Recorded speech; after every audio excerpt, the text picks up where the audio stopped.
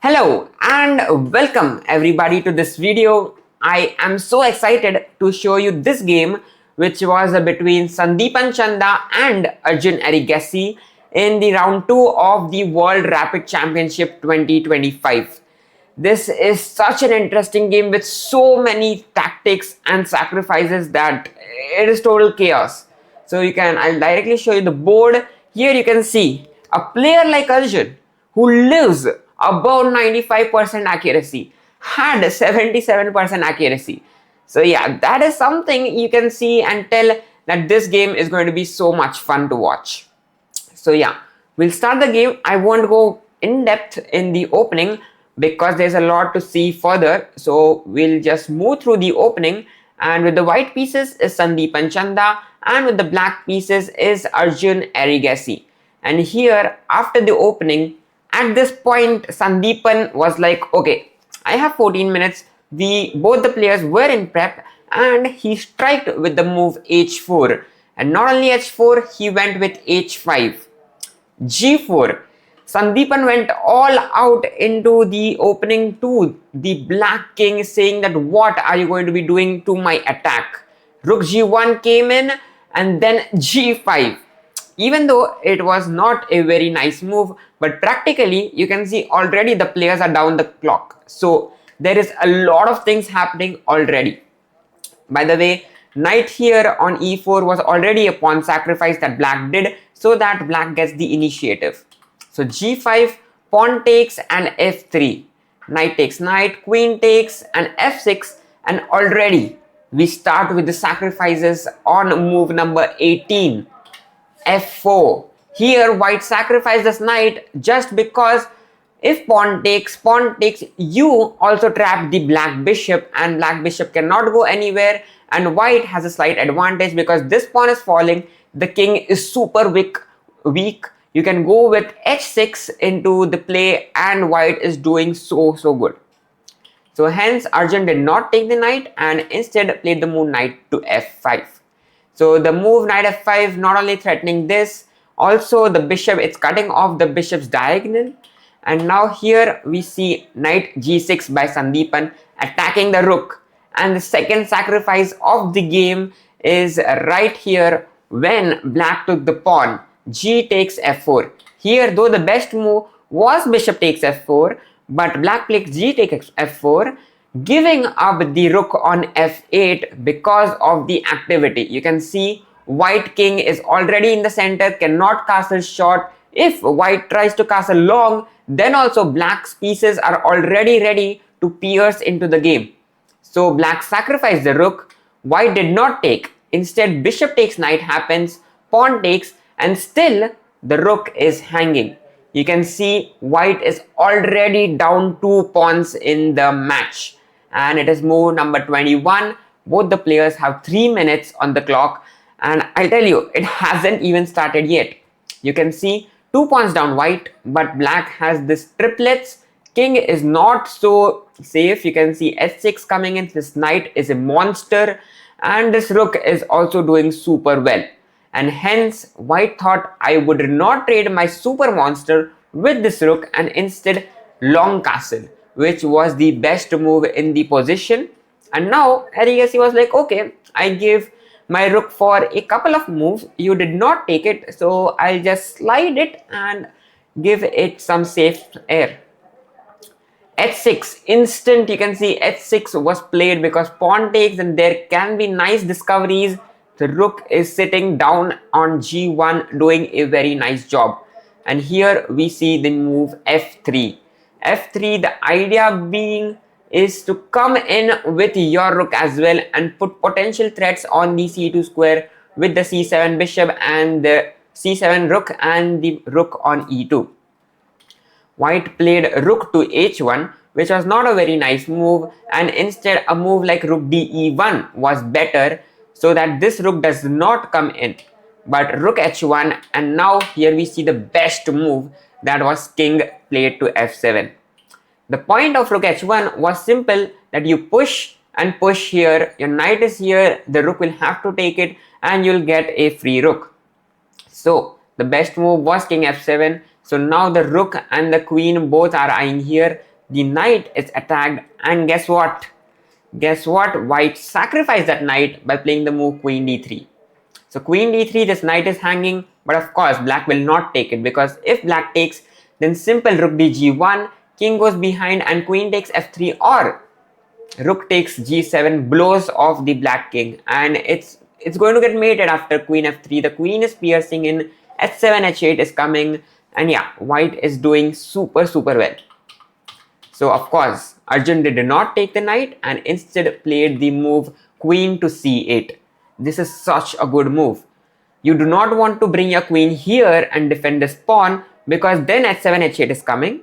Queen c8 defends the pawn, defends this rank as well, and also puts pressure on the c2 pawn and the white king. Rook e2 is going to come, and there is so much tension both the sides. The white king is also not so safe here, and hence white played the simple calm move king to b1, because you are attacking here and you don't want some intermediate checks coming in between and black then getting the initiative by, let's say, sacrificing here or coming inside from this side. So you just move your king here out of checks and just keep calm. Now again you can see the knight is still hanging.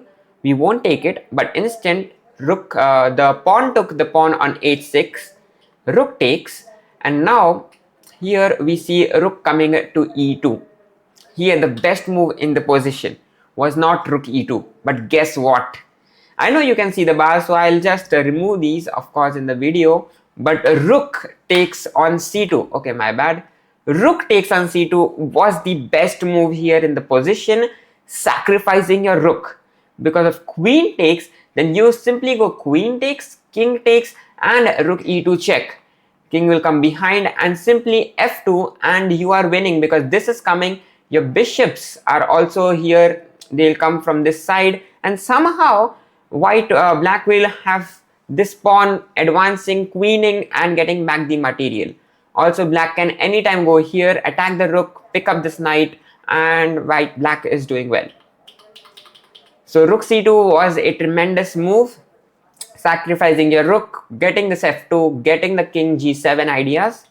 But yeah, it was not played, because you can see the players are already down to 1 minute in their time situation. So rook e2 was played, which is a decent move, putting pressure here on c2. There are 3 attackers, and here white played the move c3, which is a miss, because the best move in the position which could create chaos was the move knight to e5 check. Yes, knight e5 check, sacrificing the knight. And yeah, knight e5 is such a good move, because not that you are sacrificing it, but after sacrificing, queen takes f3. The rook is attacked, you're going in, and it is literally a mate. The rook and the queen will checkmate the black king. And another variation that here we can see is king g7, and that is so over, because rook g1, you sacrifice this rook as well, because king takes queen f3, and there is no way to stop this checkmate with the rook and the queen. The queen has 2 squares, and the black king is roasted and toasted. So this knight e5 check was so pretty, but it was missed in the game, and instead c3 was played. And Erigaisi was like, okay, you missed the check, and here queen e6 is the best move. Okay, I see that I can trade off my queens and I am 2 pawns up. So yeah, I can just trade everything, play king g7 and simply win. But I would like to play the move bishop to a3, sacrificing my bishop. And tell me, what are you going to do? Sandipan, with 20 seconds, took the bishop, which was not the best move, because a knight h8 check, an intermediate check, was winning it for white, because wherever the king goes, let's say king comes to g7, then already again the similar idea of this, okay, sorry, not this, similar idea of this is completely winning. And let's say not king coming to g7, but instead you go king e8, then here bishop takes a3, and now you can see the king is in the center, and you are going to toast the black king. let's say something like this happens, then already queen b5 check and you are winning very, very good. So yeah, bishop a3 was played, but knight e8 check was winning for white. But bishop a3, the game is not yet over. Both the players are down to 20 seconds and the eval bar says it's a draw somehow, because after rook c3 check, there is another chaos coming in. The queen is trapped. The queen cannot take this rook, cannot go in this rank because of the rook, cannot come down, cannot go here, cannot take this pawn because of the queen sitting on c8. It cannot come here, cannot come here, and the only square, which is the b square, b5 square, is losing because that was played in the game, queen b5. And a simple move like rook c2 and black is doing very, very well. But the best move here in the position to evaluate the 0-0 of the engine is the stunning move rook to g1. You give up the queen. You sacrifice your queen because if rook takes, then again knight e5 check.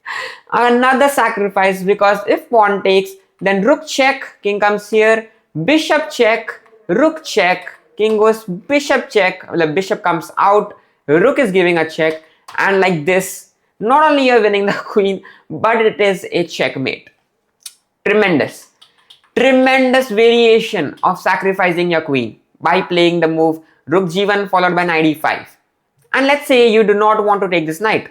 Okay, what do you want to do? You want to come here, then you have another sacrifice. Rook takes f6. You can see all these squares are covered and the king has to take the rook, and rook to g6 is a checkmate with the knight, bishop and the rook. Such good coordination. This game should be put into books because it has so many beautiful lines. Let's say here you do not come to here, let's say you go behind, then already this is a checkmate. Done. It's clearly winning after knight e5 is made in 5 forced.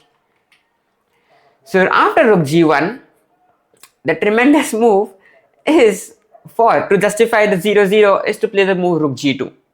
So you do not take the queen, you play the move rook g2. But now you play rook e1. You sacrifice the queen again because if rook takes, then rook e7 check. Okay, rook e7 check. Where does the king go? King comes behind and this check, and it's a mate. The knight and the rooks, the coordination is so beautiful. Oh my god. And what else do you do? This is coming, then the pawn is going to pick up, the queen is so active, these knight and the rook is so active, the bishop is doing so well that even though king g7, the engine still says it's 0-0, but okay, bishop f8 check, and now you have to take this and then you take this, and somehow it is a draw. This position is a draw somehow by the engine. But okay, this crazy line, it was such crazy. Here if Sandipan had played rook g1, it was like outstanding, out of the world move. But here, instead of that, Sandipan blundered by playing the only human natural move, that was queen b5, and Arjun had 30 seconds. This simple move could have been found, but instead he blundered by playing the move queen to e8. He was like, okay, I'll exchange the pieces, and then okay, I'm a piece down, but I have so many pawns and I'll win it. And which happened in the game. Sandipan blundered by taking here, and now he completely messed up. But what was the winning line here? The winning line was again knight h8, and this line is so good. I'll show you all the lines. So if king comes here, then you go rook g6 check. Everything is covered. The knight covers the f7 square, bishop covers the f8 square, the rook covers this, and if you take this, then okay, well, it's pack up. Or if you come here, well, it's again pack up. So here the only move was queen takes, and then knight takes, king takes, and you are a queen up, and white is completely winning. So king g7 is out of question. What else can you do? Okay, you can come here, but well, you are not only hanging the queen, it is a checkmate with the queen and the bishop. What else? King coming g8. Here what you do is take this, rook takes, and now rook g1 is somehow a checkmate, because this is covered, this is covered, this is covered, and the bishop on a3 covers the f8 square. Crazy. It is such crazy variations that knight h8 was completely winning, straightforward. The worst, the best that black could do was to give up the queen, or else you're getting mated. So yeah, Sandipan could have found this because it was an intermezzo, but okay, 20 seconds on the clock. It's not on the players to find these kind of moves. But queen takes queen, king takes, and even though here you see that white is a knight up, but you don't have much pawns. This pawn is also hanging, the bishop will hang, these rooks are super solid, and the pawn on f3. You gotta say f2, and this is coming, it's in the air, and black is completely winning. So after some moves, you could see the bishop was lost here by white. Black gave up the rook, but okay, you can see now it is like exchange up. White is exchange up, but black has so many pawns that now if you do the math, black is already +3. And after some moves, okay, the players regained the time, the rooks were exchanged. It was a rook versus bishop and 3 pawns. And after simple moves here, Sandipan blundered. He did not see that after this check, the rook and the king are on the same diagonal as the white bishop, the light squared bishop. So here this tactic was missed by Sandipan, but okay, it was already lost. And yeah, that was the game. Oh my god, it was such a crazy game. Tell me in the comment section how many sacrifices that I showed in the game, because there might be so many more that I might have missed in the process of showing you the best variations. But yeah, if you like this video and the game, do tell me in the comment section. And there are so many games in the FIDE World Rapid Championship that are going so well. So yeah, stick through to the channel for such games, and yeah, we'll meet you in some other video. Till then, stay safe, play chess, and keep learning. Bye bye.